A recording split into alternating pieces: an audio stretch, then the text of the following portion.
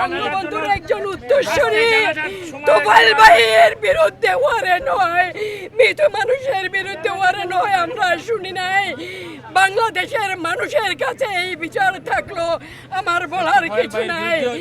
শুধু তোফায়েল ভাই না, আমাদের যারা আজকে দুঃখে দুঃখে যারা মারা যাচ্ছে, প্রত্যেকটা এমপি, এই যে পরশুদিন দবিরউদ্দিন মারা গেল, দেখলেন প্রত্যেকটা পয়েছেন প্রতিটা মানুষের শরীরে, তারা ঘটছে, বলার কিছু নাই, ভাষা নাই।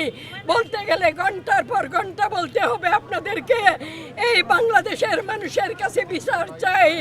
আজকের এই মৃত্যুর কারণ কি?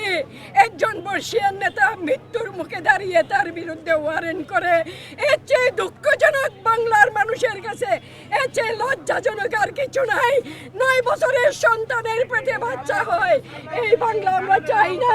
আপনারা মিডিয়াতে দেখান না, মিডিয়াতে দেখান না আপনারা। আর আমাদের বক্তব্য নিয়েন না, আমাদের বক্তব্য নিয়েন না, আমাদের বক্তব্য